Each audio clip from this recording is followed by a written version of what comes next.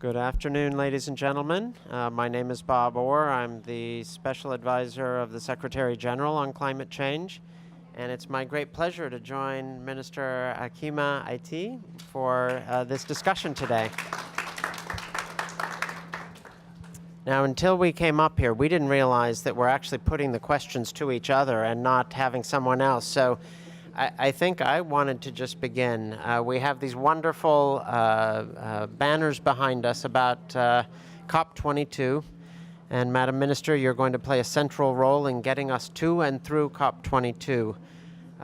Could we start with just, you've seen this amazing ceremony today, the energy, the high level, we have this political momentum. How do we make sure that we carry that into Marrakech? Thank you so much, and let me first congratulate the world, because this is a historical day today. Congratulate the parties for signing this agreement in a very symbolic day, which is the Earth Day. And I think that today we are writing a new page of the history of this world. I think that today this is the first day for the new civilization we are aiming to build.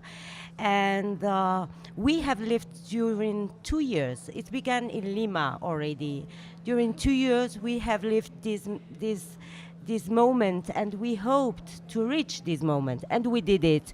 We thought at the moment that it was impossible because it was very difficult, but we did it. And now the issue is to maintain this momentum, to maintain the trust, and this is very important because this is something we have lost for a long time before Paris, and now is the right time to continue maintaining the momentum and maintaining the trust. And for that, Paris was a great moment. Today was greater, but the most important will be to maintain this trust while operationalizing the Paris agreements. And I think that when we made the candidature of Morocco, we said that Lima was the negotiation conference. Paris will be the one of the decision, and Marrakech will be the COP of the action. And now we want action, and this is what we are aiming for Marrakech. So Marrakech should give hope to people. Marrakech should give hope to the citizens of the world. Marrakech should explain and democratize the climate change issue, because this is not an environmental issue. This is a development and human rights issue. When we are speaking about climate change, we are speaking about those people who have no access to drinking water, and there are 300 million in Africa. We are speaking about those girls who are not going to school because they are going to look for water, and they are spending 1.4 million hours a day to look for water. We are speaking for food security and those people who are living hungers. And now in Marrakech, we need to give solution to those people. I know that we have an agenda, the one of Paris, and we have also a time schedule, which is from Paris Agreement, but we have also the opportunity by the pre-20 and 20 to give answers and to give actions to those people. Behind me, we have the SDGs, and I always say that SDGs, climate change, are so interconnected, because when Mr. Ban Ki-moon spoke about the SDGs, his aim was to achieve dignity for humanity. We can't have this dignity if we don't make happen and real the actions of climate change. So we will take you to Marrakech with action, action, action, and action. Amen, sister. I love the rallying cry of action and the way you laid out the three COPs, because quite frankly, the first two have achieved exactly what you set out, negotiating and deciding, and now action. You talked about trust, and I think it's actually a very important point. We don't hear that word a lot in international negotiations. We don't hear it. It's a very important human quality, but we start to think at this at a systemic level. How do we maintain trust in this implementation and action phase? What is the shortest path to keeping that trust? You know, Paris Agreement, in my opinion, has two objectives. The first one is to limit the increase of temperature well below 2 degrees C. And this needs two actions: ambitions and ambitious indices. And I think and I hope that those people and those parties who signed today will increase their ambitions and actions through the action agenda. This is the first part of the agreement. The second part is to help the developing country and the most vulnerable to have answers to their problem and to their request. And now what we should and what the world need to understand, that we are not, those countries and those parties are not willing to feel that the Paris Agreement is a reality beyond 2020 and 2020. We need to feel that things are happening now, and we have tools for Marrakech. We have ambitions for Marrakech. We want to urge the international community to ratify the Kyoto Protocol, and this is the way to have fund for adaptation. We want the international community to commit on a roadmap which is clear for the pre-20 and 20. And in this roadmap, we can have actions, we can have initiative. There is an initiative for light in Africa, energy for Africa. We are building an initiative for adaptation, and there are projects, bankable projects.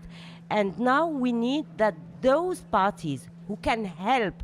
And I remember the speech of the Canadian Prime Minister, who said that we are not responsible and those parties are not responsible for the impact.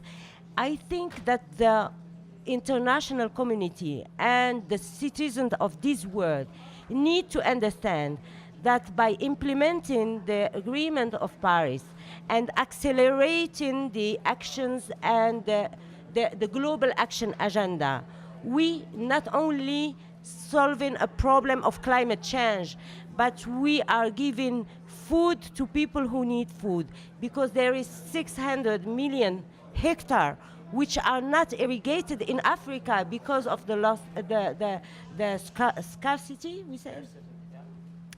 And we need to give drinking water to people. This is the way to save their health, to give them, to reach the SDGs. And we, through the impact of climate change, we are threatening their human rights. And this is a way to make justice among the world. This is the way to stabilize those people who are migrating from the south of Africa to the north. And this is a way to secure only security. Well, I'll tell you, we talked about trust and the need for trust. We also need passion to keep this going, and I think you're going to be a power station for us of passion. I want to tell you a story that this week my daughter, 11-year-old daughter, came home from school with a magazine, and she opened it to a page with a picture of the newer power station, the solar power generation capacity. And she said, "Daddy, when do you think we'll be as advanced as Morocco?" So, just to give you the expectations are high for not just Marrakech, but for Morocco. Before we move to the different people here in a conversation, I just wanted to mention The road to Marrakech is action, action, action. And 2 weeks from yesterday, we will all be in Washington, D.C. together for Climate Action 2016, which will bring together key ministers that are here today, key CEOs, key civil society actors. Building these coalitions has taken many years. And now it's up to us to figure out how to make sure these coalitions broaden, deepen, and accelerate the action. So in 2 weeks' time, we'll be in Washington, D.C., which everyone knows is a rather important capital in this equation. And I think we need to use every platform as we head towards Marrakech to make sure that this swell, this groundswell, continues. So I think now we... Let me first congratulate you on for your daughter. She is visionnaire, you know. you know, we need these youth and young people to dream about the world of yesterday. I think that all of us cannot imagine what will be the technology of tomorrow. And I think that innovation, and this is the term, advanced innovation, will be one of the pillars of the solutions we are waiting for in Marrakech. So, if we could turn to all of you, please. And if you would like to ask a question in French, the minister has said she would be happy to answer in French or English. And you'll make her very happy if she gets at least one question in French.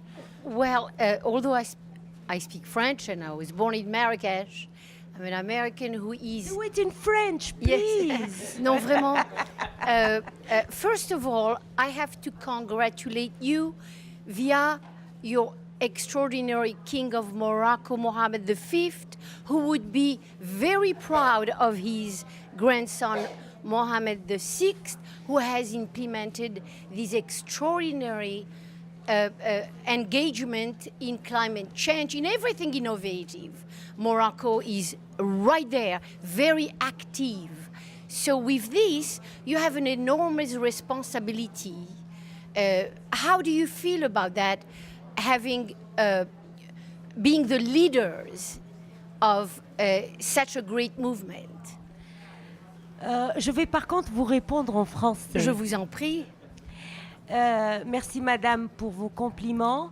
C'est effectivement une lourde responsabilité. Nous avons le monde sur nos épaules et l'espoir des mondes et des jeunes qu'on a entendus ce matin sur nos épaules. Et nous voulons que le Maroc soit exemplaire. Pendant des décennies, le Maroc s'est adapté au changement climatique pour des raisons de survie. En 1964, le Maroc a réalisé ses premiers barrages pour sécuriser l'eau potable et pour sécuriser l'alimentation, la sécurité alimentaire. C'était dans les années 60. Le Maroc a toujours réagi. Et à partir des années 2000, avec l'avènement de notre roi Mohammed VI, le Maroc a commencé à anticiper. Il ne réagissait plus. Il a mis en place des politiques publiques intégrant le climat. Bien avant qu'on parle de l'accord de Paris, nous avons lancé une politique énergétique en 2008 qui escomptait dans le temps d'atteindre 42% d'énergie renouvelable en 2020 au niveau de notre capacité électrique. Aujourd'hui, le Maroc escompte 52% en 2030. Et c'est juste pour vous dire, l'exemplarité, le Maroc a levé la subvention sur les énergies fossiles. Et je vous rappelle, mesdames et messieurs, qu'aujourd'hui, on est encore en train, alors qu'on a signé aujourd'hui l'accord de Paris par 170 chefs d'État, on est encore en train de financer les énergies fossiles à hauteur de 600 milliards de dollars par an. Je vous donne cet exemple pour vous dire que malgré nos retards, parce qu'on n'a pas tout fait, nous avons une cohérence au niveau de notre politique publique. Nous avons une vision pour un développement durable. Nous sommes sur une trajectoire de durabilité. Et c'est ça l'exemple qu'on voudrait donner, qu'avec peu de moyens, pas de pétrole, pas de gaz, rien que de la connaissance et l'humilité d'apprendre. Nous avons réalisé des choses et nous avons la plus grosse centrale solaire au monde et on en est très fiers. Thank you. I think we have one question down here. Thank you. My name is Andalib Shah, and I lead an initiative called Tech Fugees. We are trying to bring technology, innovation, and agility to address the refugee crisis. So my question for you is, are there examples of ways that you're working with technology companies and how you're weaving technology into finding the solutions and working with your local government? You know, the banner, and we present that in COP21 already. The banner of the COP22 was innovation. Innovation in adaptation, innovation in mitigation, innovation. For us, innovation is the hope. Why? Because until now, all the countries, all the parties, when they present their INDCs and when the UN aggregates the INDCs, they show that we can't reach this 2 degrees C we are aiming. We are, until now, we have a gap of 12 gigaton around 2020, a gap of 12 gigaton. So we have two way to reach the objective, either to be innovative, either to increase the ambitions. And this is very costly for the countries. And I think that innovation will be the key, because in the history, if each time in the history of the world, human being was in front of a huge challenge, he was innovative. And I believe in innovation. So what we did in Morocco, first, a university of innovation with the UN, and Mr. Sachs is our partner in this big project, and we will have a huge agglomeration of innovators. This is the first thing. Second thing, we create the hub of innovation in the village of Marrakech. And we don't want to make exhibitions of technologies. We want the, how do we call it, change game technologies. We want the technologies, the innovative technologies. And we also thought that the immaterial patrimoine, we say that in English? The immaterial patrimoine, we will make an exhibition of patrimoine immaterial in Marrakech. And for us, this is to inspire innovators. So we believe that innovation is a key, and the university should follow. If I could just add briefly on this question of the refugees, particularly, the unprecedented number of refugees we have in the world today is straining all the services of the international machinery and the national capacities in various countries. And we do need to get more innovative about how to meet those needs, including education needs. Technology can be very useful in that regard. Including energy needs, solar deployable solar power to make sure that refugee camps are safe, that they're lighted at night, that the water is purified. So there are many technologies that we have deployed in various parts of the world that just have not been fully deployed to those who most need them, which are in situations of displacement and in refugee camps. So I think this is a very good initiative that you're talking about. If I could turn back here, please. Yes, hi. I just wanted to ask a little bit about the climate summit that's going to be taking place in DC. Could you tell us why DC is important? Why is DC important? I think that's a very good question.